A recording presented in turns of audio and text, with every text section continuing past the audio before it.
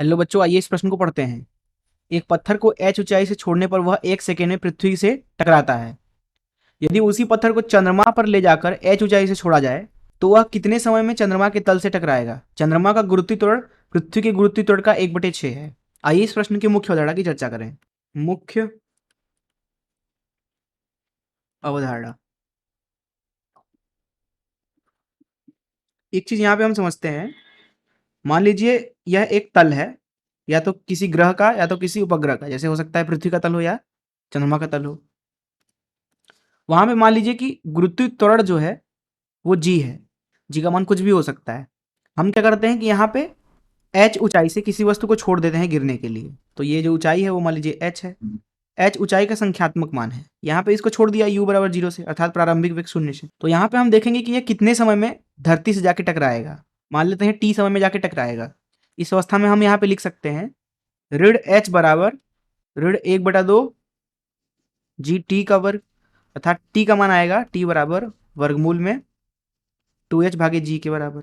तो इस मुख्य अवधारणा का इस्तेमाल करके चलिए प्रश्न को हल करते हैं। यहाँ पर इस प्रश्न में बोला जा रहा है कि जो पृथ्वी पे गुरुत्वीय त्वरण है उसका 1/6 है चंद्रमा पर। तो मान लेते हैं ये पृथ्वी तल है और इधर मान लेते हैं कि चंद्रमा का ये तल है। चंद्रमा की सतह पर गुरुत्वीय त्वरण बोला जा रहा है कि पृथ्वी पे मौजूद गुरुत्वीय त्वरण का 1/6 है। मान लेते हैं कि पृथ्वी पे गुरुत्वीय त्वरण जी ई है। इस अवस्था में चंद्रमा पर जो गुरुत्वीय त्वरण होगा, जिसको जी एम लिख देते हैं, वो हो जाएगा जी ई भागे 6।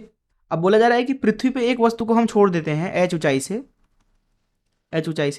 तो वह 1 सेकेंड में जाके टकराता है।